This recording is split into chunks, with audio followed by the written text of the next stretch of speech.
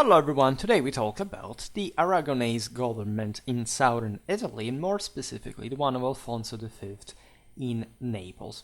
Even more bizarre than how such a developed place in medieval and also part of modern times can be neglected by pop culture is how few videos Schwerpunkt made on southern Italy. Now, admittedly, I just opened the playlists between part of the recording and another. Here there is all the magic that you're not aware of, that of course it's not like all in a row recording. And I was noticing that medieval Sicily has medieval Sicily playlist, of course, 26 videos, and medieval southern Italy 157. Here I actually have to balance up things a little because we included things like, I don't know, Frederick II's imperial majesty ideology here with medieval Sicily, which sort of makes sense because most of that is discussed while Frederick and through actual, legislation and other documents that Frederick issued when he was ruling from, in fact, the Kingdom of Sicily. Here I inserted, according to this criterion, I split southern Italy from Sicily as a matter of fact, but hey, like why, for example, isn't that video in the medieval southern Italy playlist, right? That's something I will have to rearrange a little bit. However, all in all, probably in a strictly specific sense, we made just barely more than 30 videos, over 2,000, on southern Italy as a whole, say, including Sicily. I think I've never made a video about Sardinia specifically. We talked about Sardinia, but this must change, right? In fact, the cycle has just blessed us with not just this video, but actually others incoming in the next couple of months about southern Italy. It's a pair of videos, and likely, of course, what has not spawned right before will later, just because the topics are going nowhere. But today I want to take a bit of time to discuss, in fact, this later medieval reality. There is actually a video I made already about the Aragonese government of southern Italy, which was not like based on the same concepts, in part, of course, but this video addresses actually something else. And it's important to also see where the situation was coming from. The Kingdom of Naples specifically, not the one of Sicily, because as you know, these in a political sense were split since the time of the Vespers. Technically, the institutional name of the two realms was Regnum Sicilia, with the difference of Citra and Ultra Farum, respectively. So it means, respectively, before and beyond, from this side and beyond of the lighthouse, meaning the lighthouse of Messina, so the Straits. And southern Italy had definitely gone through, historically, like quite a bumpy ride. Nevertheless, throughout practically the entire modern era as well, so until basically the 19th century, where, in the 18th, the mostly enlightened reforms failed, and that's how things, by, say, the broader Western European standards began to go downhill. But in the previous centuries, actually, this was a very well put place, which may sound bizarre considering how, jarringly different southern Italy is today in terms of socioeconomical development compared to the rest of the modern country, but also, seems more like it has the same level of a post-socialist country, like compared to the rest of Europe. But the history behind that is actually enormous. And consider just that Naples was in the 18th century the largest city in Europe. The country as a whole was, as you know, since the trade shift balance of the 11th century, so the upper hand of the of precious metal possession by the Europeans, in fact, over the Islamic world. Islamic world, in part, had existed, especially in Sicily. Palermo was historically one of the most florid markets of the Islamic world. The idea that Arab Sicily, and I made a video because I made a series about the various, say, dominations of Sicily. It's kind of that way for the historical regional series a couple of years ago. It's a bit of a myth, right? It's the fact that it was so developed and whatever. Actually, it was pretty messed up in many ways. Some of you have manifested curiosity actually about this gradual, like how did this country come to be, and etc. Consider, as we were just saying regarding this economical side of the story, that while I sometimes recall this, that in the ancient world, Italy depended on Africa and Constantinople on Egypt for grain supplies, right? In this period, in the High Middle Ages, basically Sicily alone starts exporting grain, feeding basically everyone. Like some of the largest, most populated areas in Europe, plus the same North Africa, including Egypt. Right? You have Sicilian grain exported as far as Alexandria. And this tells you the utterly insane agricultural output, if anything, that we'll partly discuss today, that this land had.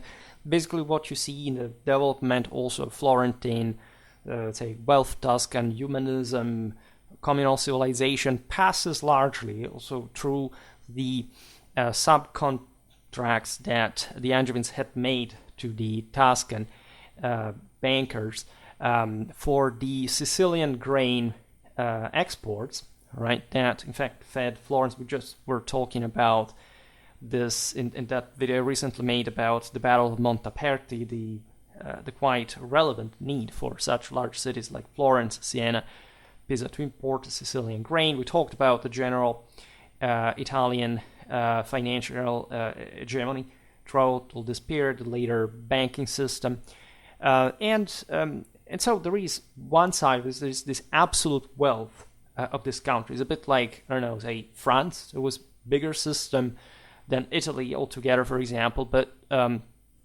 Italy it was a higher per capita wealth, right, and more evenly spread wealth. And southern Italy is quite interesting historically because it actually starts as a more developed place than the north. And it gets surpassed basically during high medieval times by central northern Italy in a way that depends heavily, in fact, on the type of institutional system that was implanted there, mostly by the Normans. So there was a kind of Frankish feudalism that, albeit being present in the rest of the peninsula, was actually successful in a, in fact, monarchical sense in southern Italy starting from Norman times. The decline can be imputed, actually southern Italy started declining compared to the center of the north since the Roman conquest, right? This is something that goes really back in time. This is not to say, there were floatings of ups and downs in terms of absolute wealth for everybody involved, but in relative terms to the center and the north, that began, right? And there is all, excuse me, I drink a little, like a debate ongoing because people are fixated with this sort of 19th century positivistic, who was richer, who was more developed, whatever. I promise I will make some videos, if anything, to explain better this stuff in detail, because it turns out on these topics that nobody notoriously knows about in technical, like informed, accurate sense. Everybody has magically an opinion, though, on it.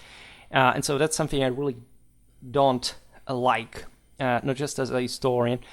And I think that actually Southern Italian history is quite instructive of many things. First of all, when you look at the early Middle Ages, you realize that basically until the Norman conquest, Southern Italy was, since essentially Longobards times, never politically united, right? And it was, even more than that, actually much more disorganized than the North. The North had actually a very tight, this is very underrated, and that's why I also made lots of videos about the Longobards. We talked about the Langobardia Minor, that is also the southern Italian Longobards, or at least central southern, talking Spoleto and Benevent mainly. And I made a video about the Duchy of Spoleto as well. for that matter. However, being a frontier area, also as you know later on, after the literal integration, not destruction, right, of the Kingdom of Italy, it was put at the same institutional level, the Frankish one within the Carolingian Empire. The southern parts, however, remained a frontier area between the Carolingians, the Byzantines, and practically no effective authority managed to encompass, in fact, this quite also composite territory that we will see. I had to start making, never made, in fact, anything about southern Italy in the historical regional series. I am preparing something about the Abruzzi, for that matter, that is technically not even southern Italy, but it falls into that, just the political area it eventually comes to be dominated by. It's incredibly complex. Like, just take the Abruzzi as a whole, quite mountainous areas. The entire, aside from some coastal plain and the Apulian highland, basically the entire southern Italian interland is mountainous, or hilly at best. It's something insane. So it's very difficult to properly control. Also to fight in, right? Basically everybody fighting in there, from the Romans to the Allies in World War II, really underwent a nightmarish experience, to say the least. A volley after another, no opening, it's terrifying. And this was in fact a great issue for even the Normans, that had to face constant rebellions, especially from the southern Italian mainland, given that they had placed their center, as you know, of government in the more controllable Sicily. And this world, as a consequence, never really, it was very trophic, we can say. It had a lot of people. It was very well placed in terms of say, maritime exchanges. And actually, the first Italian maritime republics were born here, not much in the north. Amalfi, made a video about that, was the first of the sort of canonic 4 Italian maritime republics. There were others. These were emerging all from some essentially Byzantine duchies that had autonomized themselves over time. There were other cities that remained more strictly Byzantine, such as Bari in Apulia, for example. And so that's something we have to observe also as far as the Norman government later on. But as a whole, there wasn't, for example, like a single ecclesiastical province. Like the Roman papacy had actually a vast amount of lands throughout all southern Italy and Sicily until the Islamic invasions, also during the iconoclastic fury of the Byzantines. They sort of lost much of those land. Later, from Norman times, actually, the papacy, given that the Normans as vassals of the Roman Church, specifically allow for some ecclesiastical recompaction. But this, after all, again, very populated, right, and very, again, agricultural, because it was also very fertile, right? So that's also in a pre-industrial system what makes it much heavily urbanized, and at least historically along the coasts, especially. Sicily was very hypertrophic, very big, and so difficult to actually manage, right, and order and organize.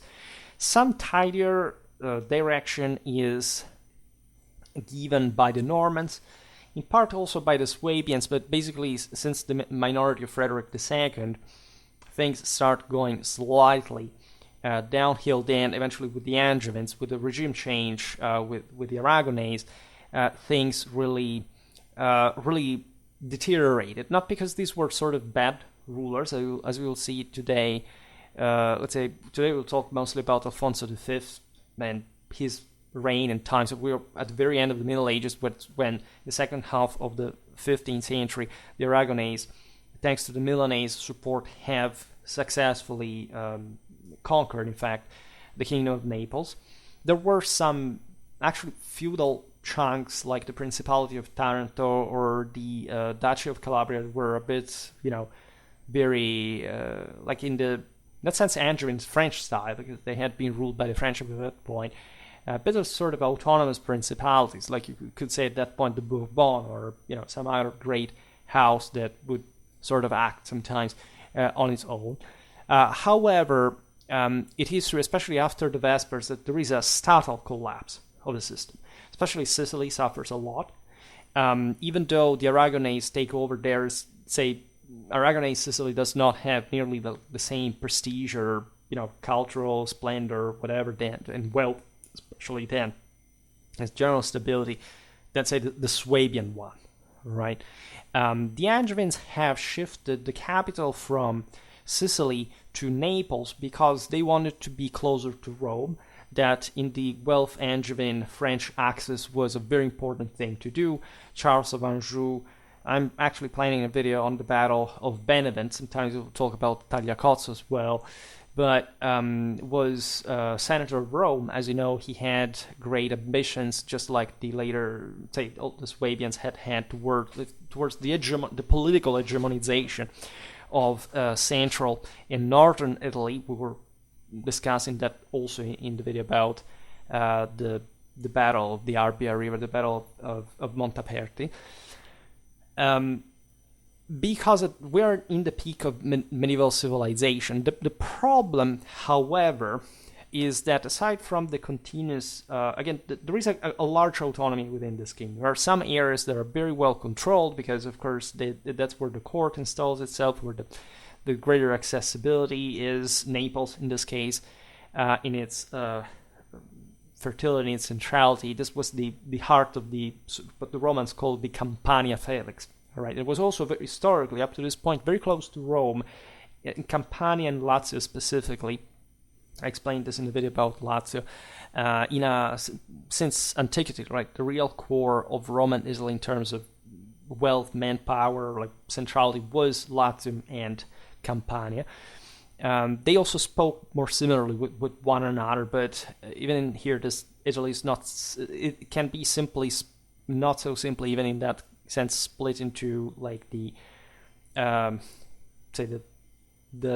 Gallo-Roman dialects in the north, and there's Tuscany, and there's the Median band, and then the so-called broader Neapolitan one in the south is, however, doesn't mean really what they speak in Naples. And there is also Sicily and some tips of Calabria and Apulia probably being called Sicilian as a whole, and they're very close to. They are actually always Italic language. Like there's a myth a bit that these areas were so heavily, I don't know, for example, Greek in cultural language. Yes, there were some communities, but aside from the fact that they derived mostly from some Byzantine communities of the Middle Ages, not much the actual colonies of ancient Greece. But the number is exiguous, right? People like to fixate on this sense of hyper stressing the similarities between Italy and Greece, especially it's really inexplicable with Greece because they are completely different, separated branches of Indo-European peoples. Between Italy and Spain as well, actually, Mediterranean countries' nationalities are much more distant from one another than, say, I don't know, the Northern European ones, and heavily so, because they were for too long too larger in sort of built structured basins not to develop actually something very characteristic, right? But since the 19th century, there is the sense that of sort of almost decadentistic promiscuity that is attached to Southern Europe, even in terms of this sort of racial, ethnic, linguistic ambiguities. Well, things are very well separated. I don't know, much more important than the very little Greek islands being really a minimal part of the overwhelmingly Italic population in southern Italy were, for example, at this point in history, the Albanian communities that still exist. That these were Albanian refugees escaping from the Ottoman conquest in the Balkans, and there are, and say that what the language is spoken today is naturally a very heavily Italianized Albanian, but still they are much more numerous than the Greek things. Also, the little islands of Catalan in northwestern Sardinia are sort of more consistent endemically than the Greek influence.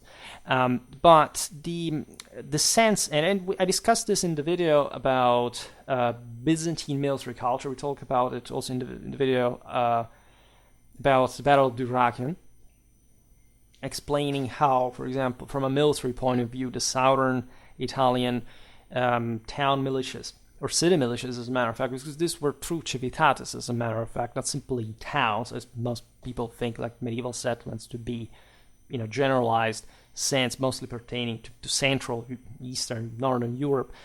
Definitely not the Southwest, the South.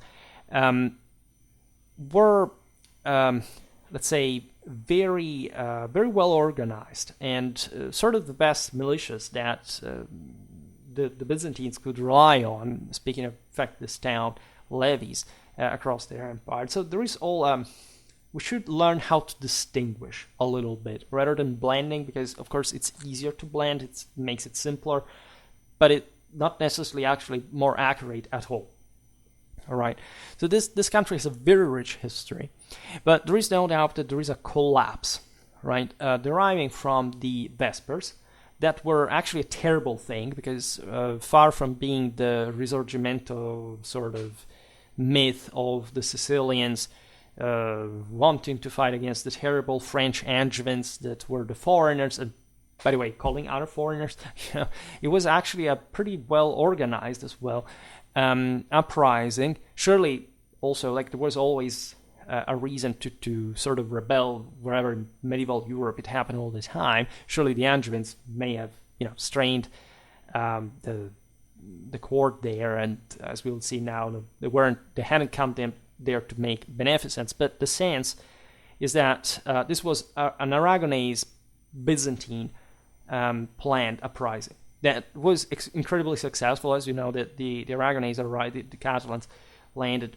in Sicily, took it over, and basically for the rest of for 3 generations, the Angevins of Naples will bleed themselves white towards especially the mid 14th century crisis to retake Sicily, which sort of made most sense in every other way, albeit subsidizing, still helping the Welfs in central northern Italy that were actually also the very huge deal. Especially Henry VII, as you know, died of illness while on his way to Naples, saying to the Pope that was negotiating, saying, "No, we simply want to cut the head of King Robert, right? Because his ancestors stole the Hohenstaufen's patrimony with beheading Conradin, and so also this cowardice that the Germans, the Ghibellines, attributed to the Welsh side for that objectively horrifying crime." The Vespers considered that this block of Europe, like the Angevins, were actually very successful at this point, as I said before, with the papacy and the French at developing the single most advanced type of state bureaucracy administration that the continent had practically ever witnessed.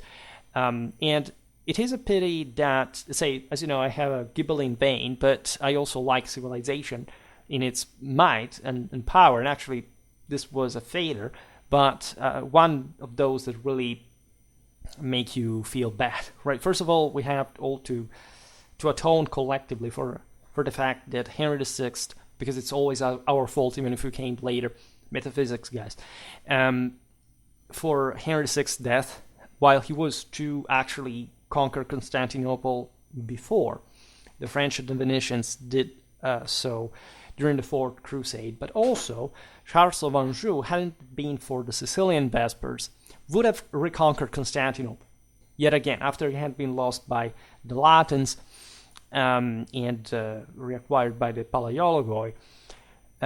Was there exactly to launch that expedition that we know would have likely succeeded, because literally the Byzantines could not withstand it, let's be honest.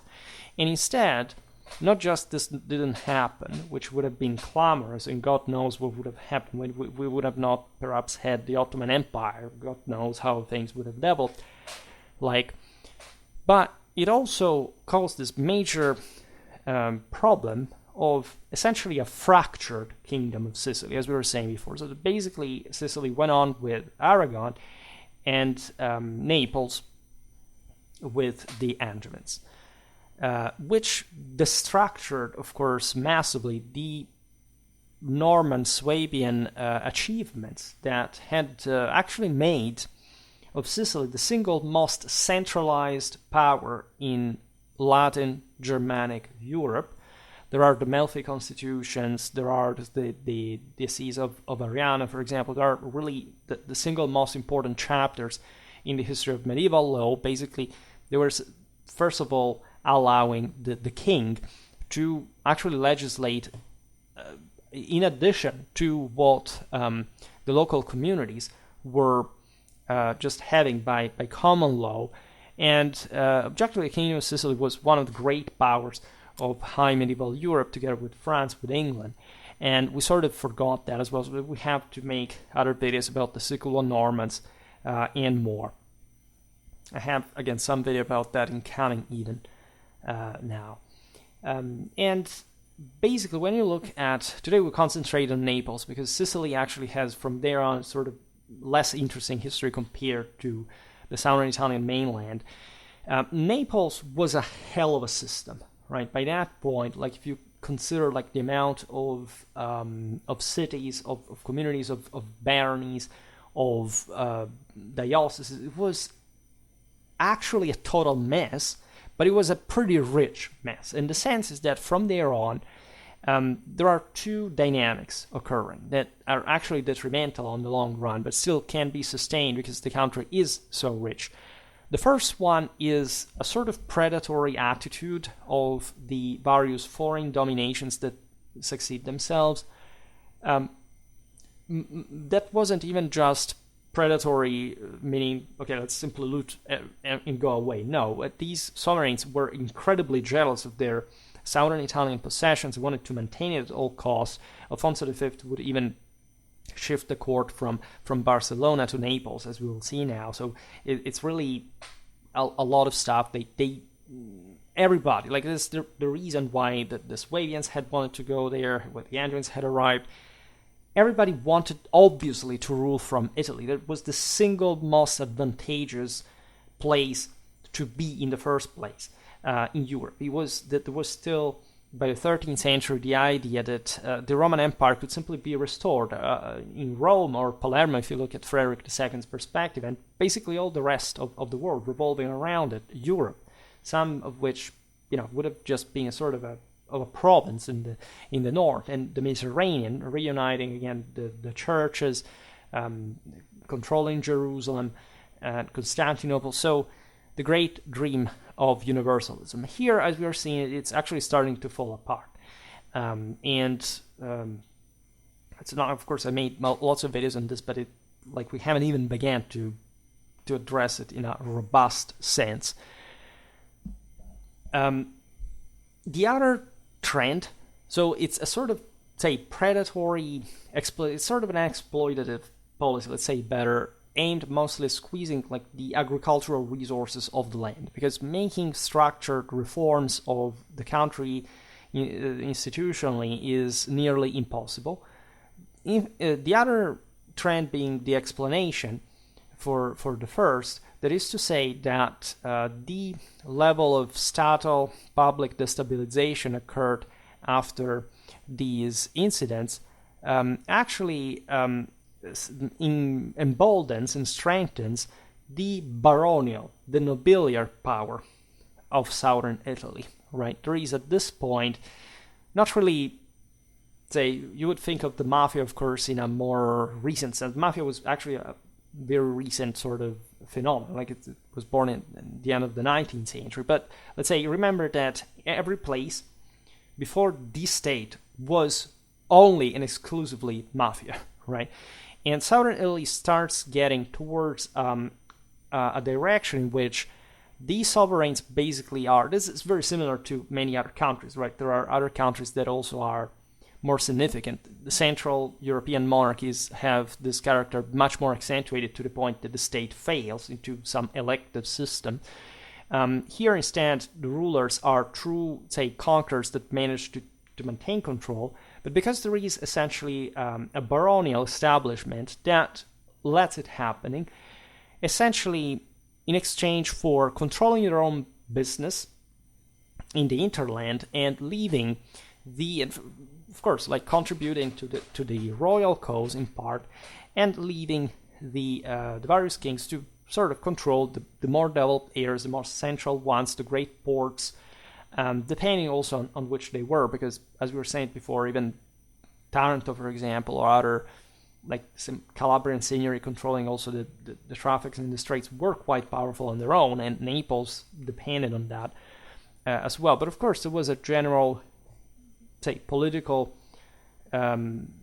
responsibility in realizing that it was better to have stability with a monarchy than something else. But the sense is that really has begun since Norman times, where the northern conquerors arrive in this non-feudal place that hadn't really been, because the Longobards hadn't really developed something like that, the Byzantines even less, and they start really seizing vast swaths of very fertile agricultural territory, like in the Western Frankish way, right? So this massive, but I mean really enormous seigneuries, that how they were habituated really in northern France. Consider, if you look at a map of Europe many times through the actual approximation of the reticulated, etc. Sometimes it looks as if, I don't know, Scandinavia was huge, right, and southern Italy little. Actually, it's the other way around. Like if you follow the actual size, the more southwards you go, the more you realize actually how vast this territory really was, and also how populated, how organized. I don't know, the presence of dioceses was counted in the High Middle Ages in several tens in southern Italy, whereas in Germany it were just a bunch fundamentally. So that gives you the idea of how structured the system was, but as we said before, also sort of disorderly it was. There were some areas that the kings barely controlled. For example, the aforementioned mountainous area of the Abruzzi were pretty much out there on their own. At some point, the Swabians built L'Aquila, that is further reinforced by the Angevins, because this controls the passes from possible routes of invasion from the north. But the hinterland really is baronial, right? These barons are massive landowners that control basically the agricultural resources and have historically choked, feudally speaking, since Norman times, that sort of also promising urban but not communal development. Actually, communes existed in southern Italy too. It's just that we know practically nothing about them. This may seem strange. Like this is, you see the differences between very advanced places in some sense, but that do not have the same amount of civil order. We know that there were communes, they were there, they're especially named by the governmental documents of the kings, etc. But we do not have, for example, the incredibly rich, that's the most advanced historiography at the time, the 13th, 14th century, central northern Italian communes that tell us an overwhelming, but I mean historically speaking, in the history of mankind, an overwhelming amount of information about how life was there, right? The barons have basically choked these communes, their self-determination, power and capacity, and they have turned them, especially the coastal cities, into major agricultural markets for maritime exports, right? That, as we've seen, were also pioneered by, in this sense, the central northern Italian maritime republics that were essentially infesting the coastline. At some point, the Kingdom of Sicily, they had some, naval force on their own from those very communes like Amalfi, etc. But over time, and we explained it in the series about medieval Sicily, the Genoese, the Venetians, the Pisans, etc. began to literally install themselves. It's the usual story, same thing that happened in Constantinople and Alexandria. It happens also in southern Italy, in these coastal quarters in the major cities, and basically from a naval point of view, they start depending on them. The system is so big that there are actually some spaces, some blind spots where some southern Italian piracy and naval culture emerges. For example, we talked about for the rise of Roger de Flor, right? Who was an Italo-German from southern Italy. We think about Roger of Lauria. We should make a video about him. He was the greatest admiral in medieval warfare.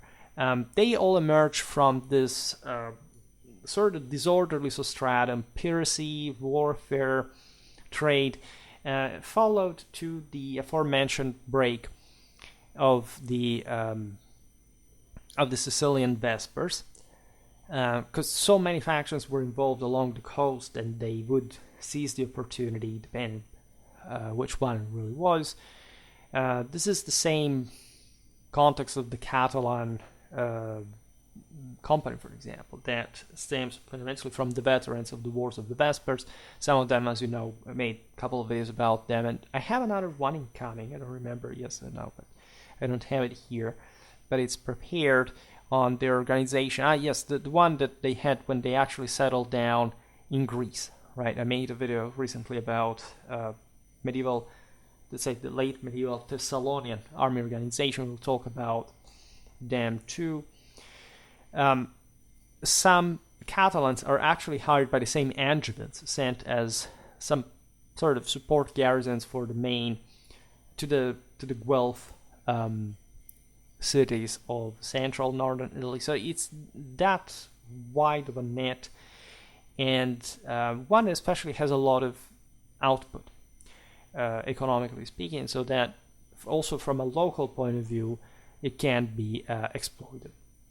But the capacity to simply impose oneself on this as a wall, it's just too much of a bite to swallow, right? Even for major monarchs, like in fact Charles of Anjou or King Robert, his grandson. So we have rather a sort of, like, imagine this monarch is floating. This is true also for the rest of the Middle Ages. Here it's mostly the size of the beast here, over this kind of monstrous leviathan that doesn't quite even have a distinct center, right? This is not like a huge, I don't know, basin that you can more or less try to control. This is again all different chunks, separated by mountains, and also exposed to naval raids. By the way, the Aragonese do so from Sicily. Eventually, in the 15th century, they managed to conquer the same Naples after having attacked Gaeta, for example. And you have to be able to control the coastal centers, ideally, because these can simply become the new landing hub for your enemies that want to invade your country. So it's an incredibly complicated game, and enormous expenses, by the way, are needed to control them.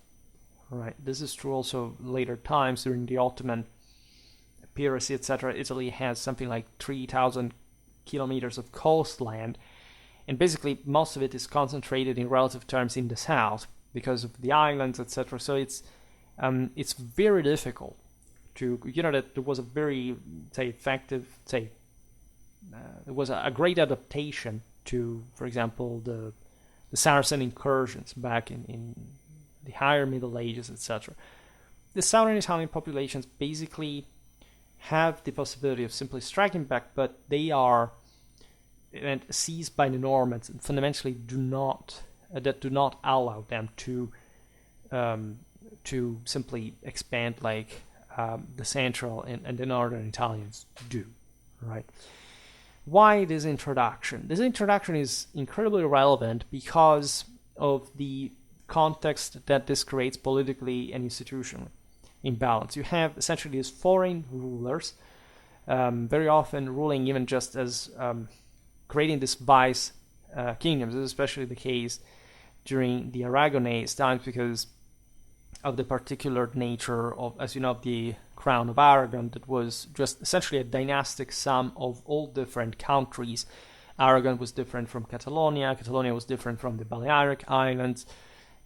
Eventually, the Aragonese also capture Sardinia, that however remains infested by the Genoese in the north. If anything, the Crown of Aragon has a greater need and interest in maritime connection, because especially during the 13th century, Barcelona really booms as one of the most important trade markets in the Mediterranean, even competing with the Genoese. And so it's not like the Aragonese are also provided with a strong, central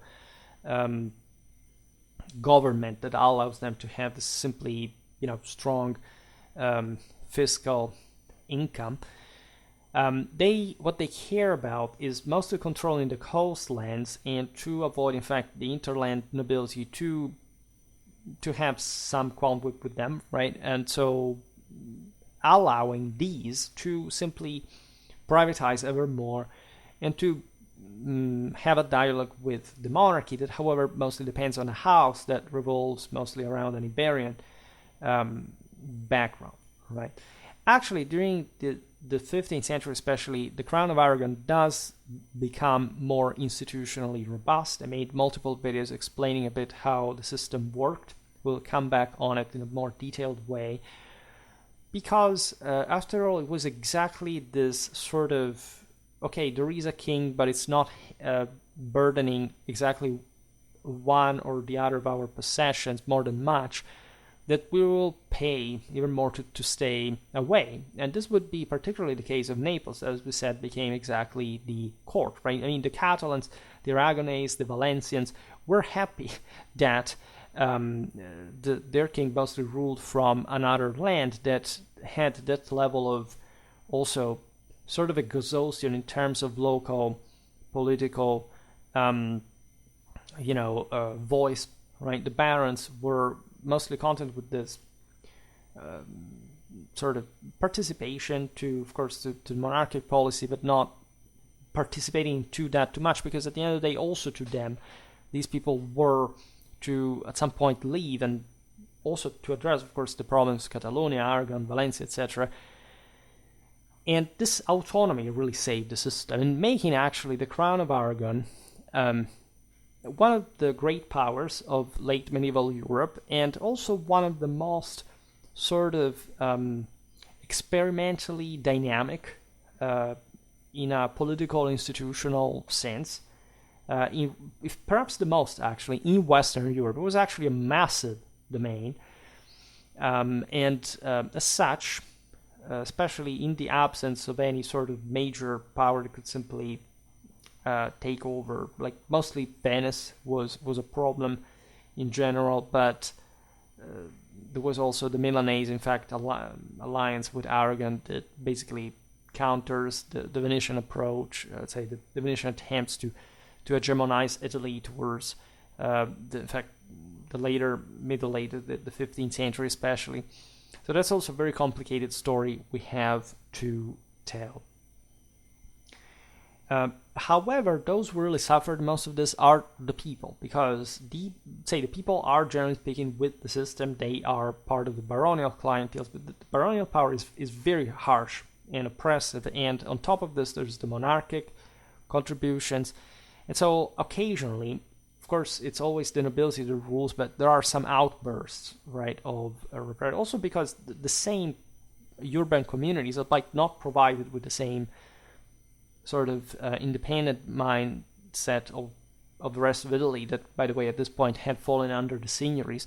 It was definitely more dynamic, more civically oriented and structured than the South. But it's not like there couldn't be uprisings or other issues of public order, because, again, this place was, by European standards, still very advanced, and it would remain so for like a couple of 100 years. Or so. And so the question is how to manage this balance. It had been the greater problem also of the Angevins, of other rulers. The Swabians too had suffered this when the Pope invaded southern Italy while Frederick was in the Holy Land, and there were so many vassals that rebelled. This is the usual game. The Normans had suffered that as well. So first of all, the King of Aragon, by our time, had been politically and economically aware of the situation in southern Italy.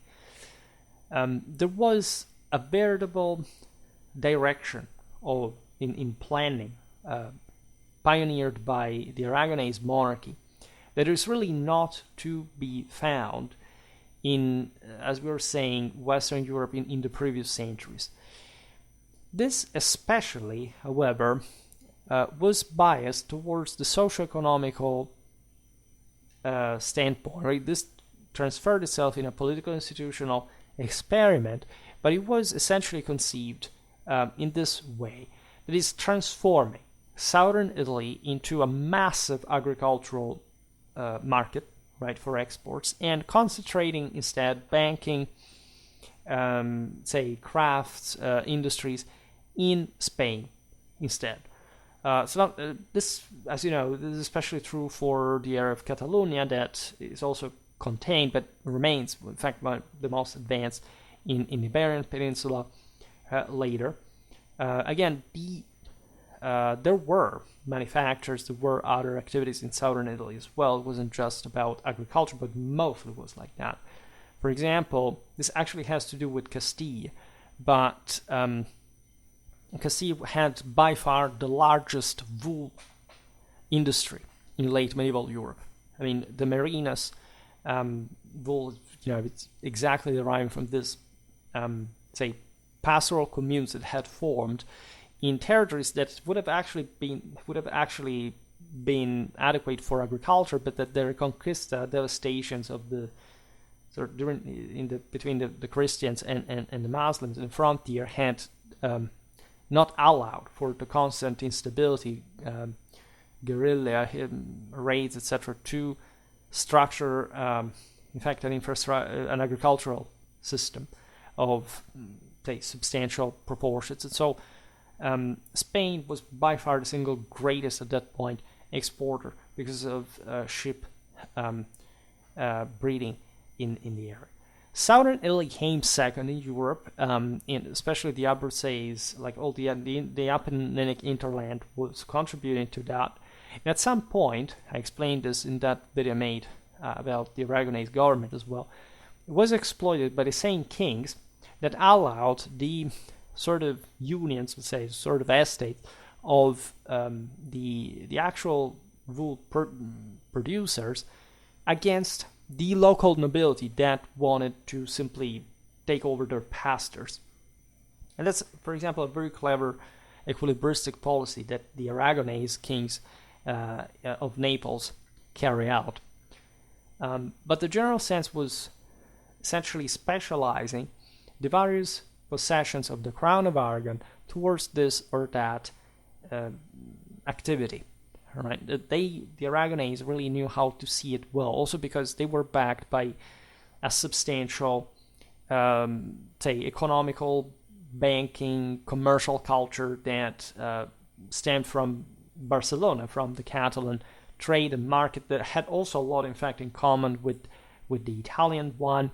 Genoa, Pisa were really very close, like were in a huge. They were competing with one another, but they were also sort of part of that same nautical, again, commercial, also productive, financially culture that we described many times. So this policy was obviously also advised by such estates that were more involved in such money making, this trade, and that had a bit more of an economical mindset that said, okay, let's rationalize the administration in a big sense, and let's also favor the certain local activities so that they not only make us make money, but help us to balance power within the system and also merit of the single kingdoms. And this awareness and planning to be effective required, however, robust and constraining state structures along with loyal officials. It wasn't simply as, okay, well, this wealth will spring up like mushrooms. No, it required the structuring of an actual state, of an actual administration that cost, right? It required taxes. So there was no easy game. It's not like, I don't know, the Aragonese kings were simply clever than others. Of course, they had some means that were using shrewdly to their favor, and for this in these domains that were shaped also in very characteristic ways to one another, right? As we were saying before, Alfonso V of Aragon decides, after having seized the country, seizing Naples, we're talking, to install there his court, right? It's not like he would always stay there, but he definitely preferred Naples over the motherland as the seat of the court, right? It was also an incredibly advanced court, one, as you know, that produced very famous humanistic manuscripts, illustrations, had lots of famous scholars, artists working at that. So it was one of the great Renaissance, it was becoming essentially Renaissance courts of Europe, of a hell of a military power, by the way. Let's not forget this, that the Kingdom of Naples had really an impressive military. We will talk about this for our late medieval armies organization. Has very interesting military culture, really. It's really Italian, basically, like just like the broader Western kind. But there are, for example, the aforementioned Albanian minorities, for example, that are installed as military colonies, and everybody knows about the Venetian Stradiots. But actually, when these faced the Neapolitan ones, the latter Albanians were stronger, they were better organized at this time in history, and this, for example, is a less known fact, yet also an interesting one from a military point of view. By the way, Alfonso also surrounded himself with collaborators coming from Catalonia, Aragon, and Valencia. The same viceroy and peripheral officials were Iberian. This would strain relation with with society. In part, we'll see now why. But the reason why Alfonso was doing this, of course, was using Naples, some sort of venting place for this essentially elites that he co-opted for government from the rest of his possessions could simply find such large system. It was really big, right? It was larger than any other chunk of the crown of Aragon, right? All say what they could, let's say, to sustain them, and therefore to be okay also at home with further contributions that could enhance, for example, like the protection of this land, let's say the effectiveness in fencing off the enemies and stabilizing the system further, so contributing, right, with means that would, from one side, of course, exploit southern Italy, but also reinforce it, and so going at the benefit of the crown, but at the same time to reinforce the same position on the base of Naples. There was, however, as we said, an attrition between the Aragonese government and the Neapolitan establishment. On one side, as we explained before, there wasn't actually too much that this still demanding Aragonese government could do to simply control the entire system, because in truth, the central and peripheral administration established by the Aragonese in the Kingdom of Naples were reinforced further from Angevin and also previous dominations, did not diminish the power of the barons, right? In some cases, their autonomy was actually even increased because, again, there was no way to rule this country without them, that were really the backbone of the system. The actual, as we said before, with for example, the pastoral communities, in that case, you understand, if the baronial power increases, the other communities also suffer accordingly. So actually, the Aragonese government was sort of even helping. The lower estates were, of course, less threatening for the stability of the realm. I mean, if there had to be some coup in Naples, regime change, rebellion, whatever. Of course, it was the barons who managed everything, right?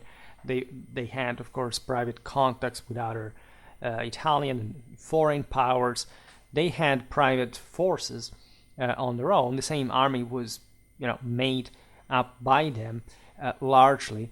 So we will see how really the military organization of the kingdom worked in another video. But the sense, of course, was that the more powerful they were, the more the Aragonese could find some sort of support from the people. At the same time, however, this was illusory, at least to the extent of managing to curb, as we've seen, the barons to begin with. Actually, the baronial autonomy remained there, if not increasing. The connection to feudalism, by the way, was a vital condition for the survival of the same Aragonese rule.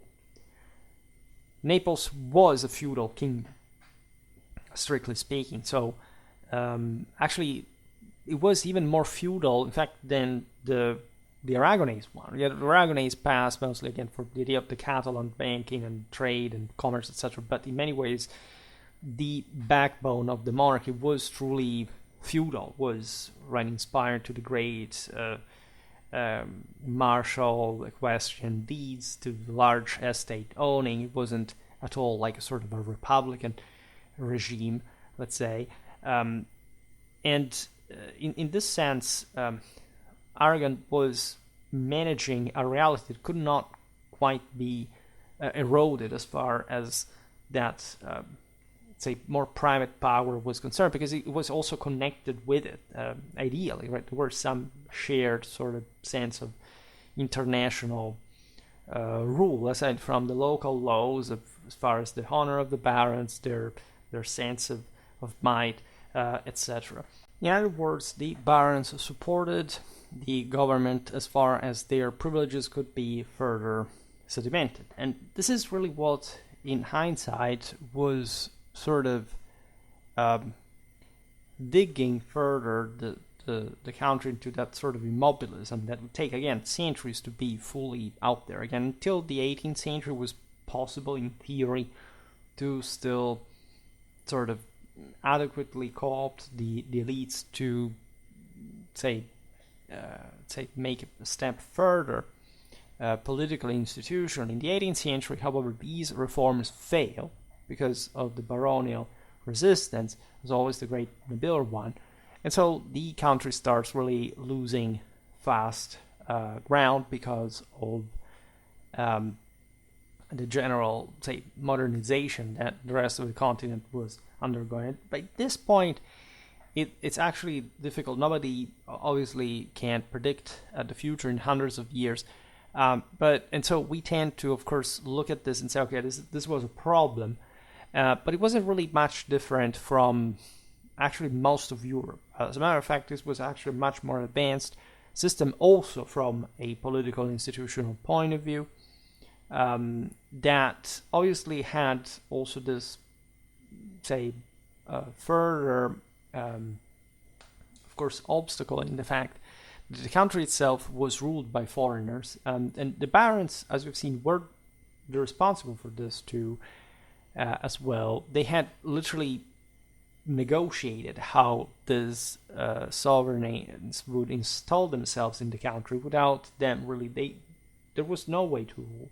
So that's why they would actually increase their power throughout the crisis of the 13th, of the 14th century, because while the state was weakening, they were gaining power, right?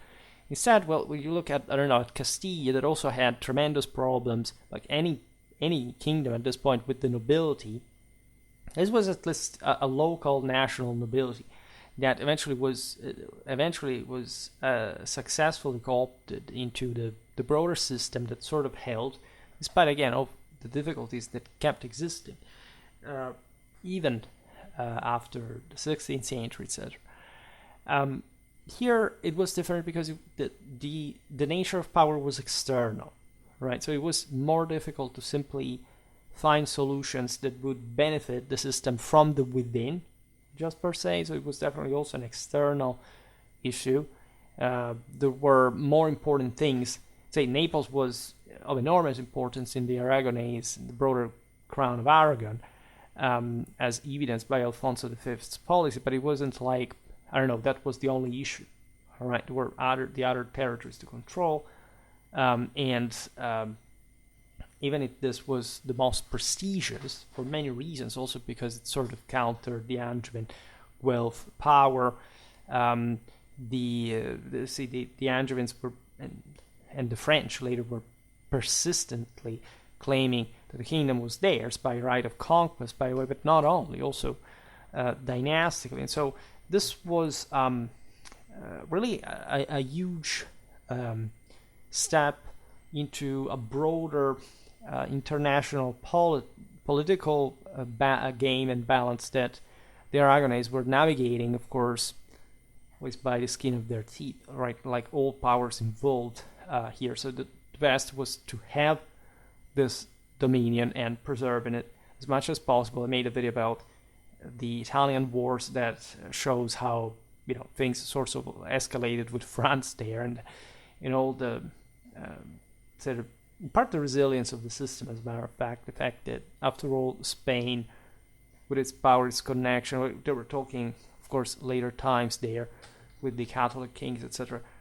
But they were sort of more advantaged than France to rule over a Mediterranean country, right? Especially so far down the peninsula, right? So that's yet another thing to consider. Always bear in mind that the Angevins had been ruling this place for quite a long time, right? Almost 200 years. So there is also an influence in the local culture, even language, to a degree that Spain did leave, but say in a different time in history, right? If you want, the Norman, the Swabian, the Angevin times were sort of more formative, like in the broader picture of the great parabola of Western, medieval Western civilization, right?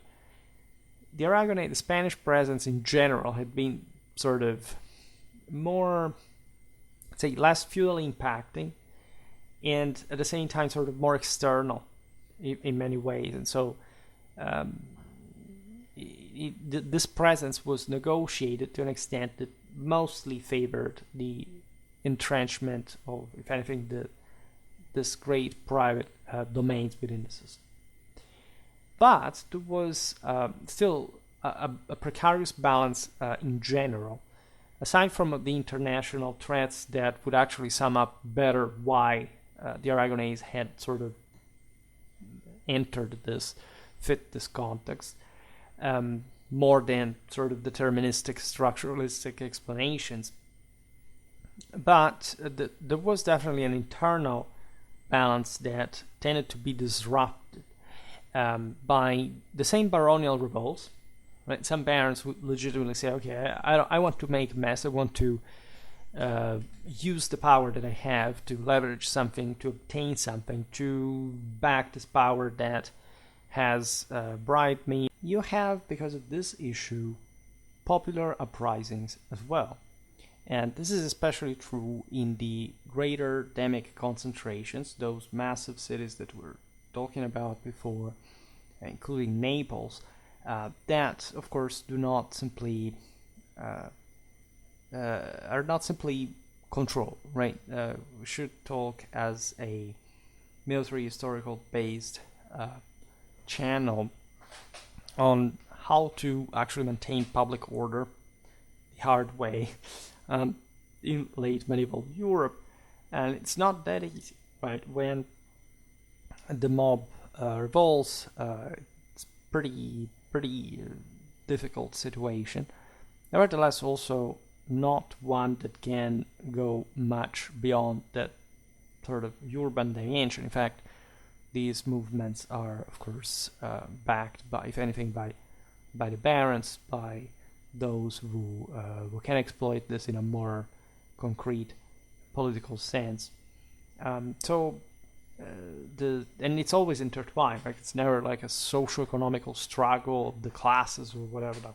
right? It's always eminently political, with this social ramifications that, of course, do show a pretty oppressed reality that, however, also coexists, like, and actually fuels the system as well, because these people live within somebody's clientele, so they're not living particularly well, but they're essentially accepting that, and say they don't live particularly well compared to, say, the barons, but it's not like they're living that bad compared to, say, medieval European standards at all. There is all a world of say, portual realities, of also corporations, of course. Like, we'll see this perhaps better in some other detail.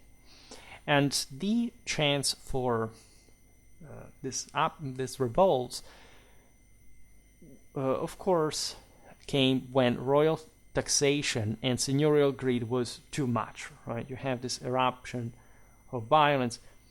For this reason, the mob used for this or that political purpose, right? And of course, it's not like the economy was always alike. There were better moments, there were worse ones. So everything was in a precarious balance. This is the pre-truly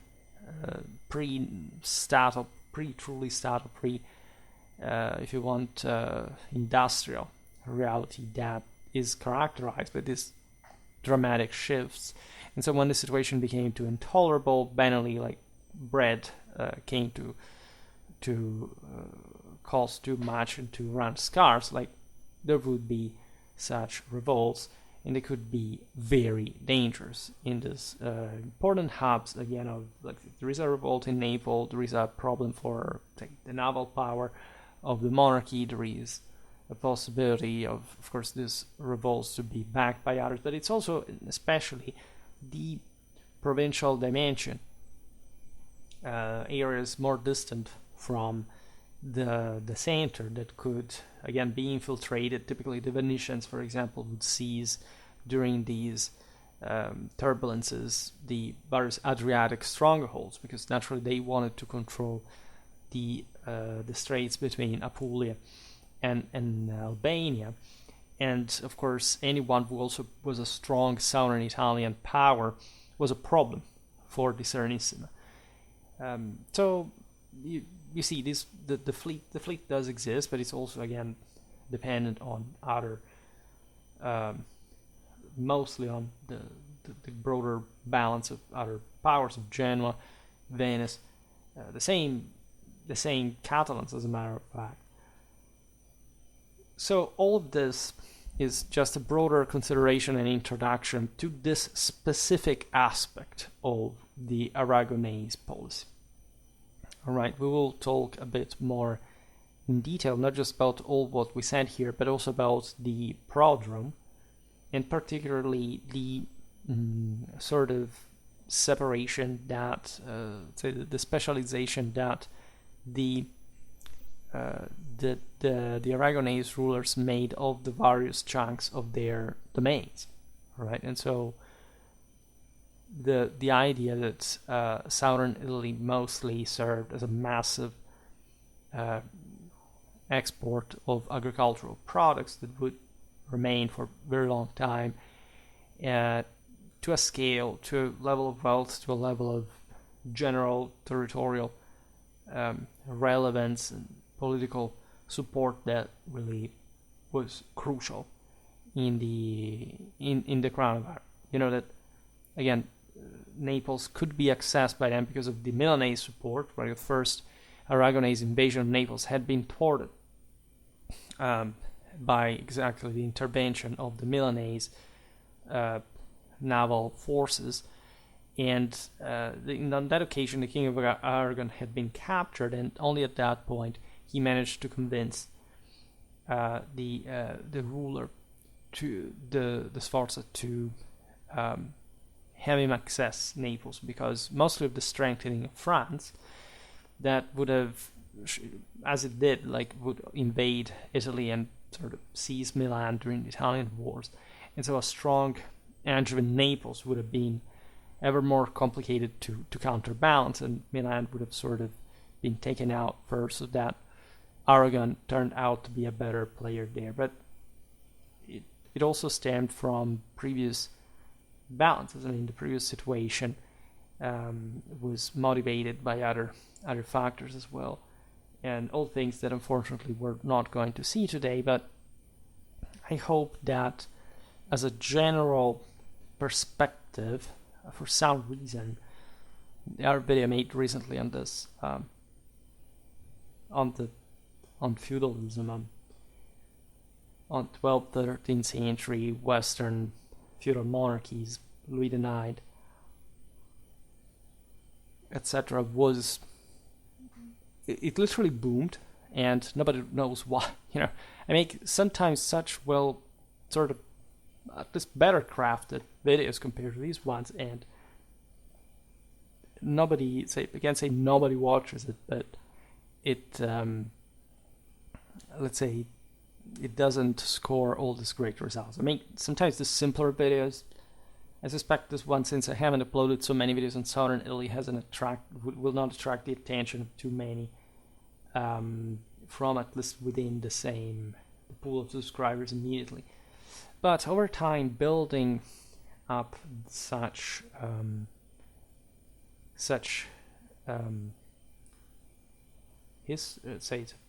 background for further content is really helping, right? What Schwerpunkt should really be about is such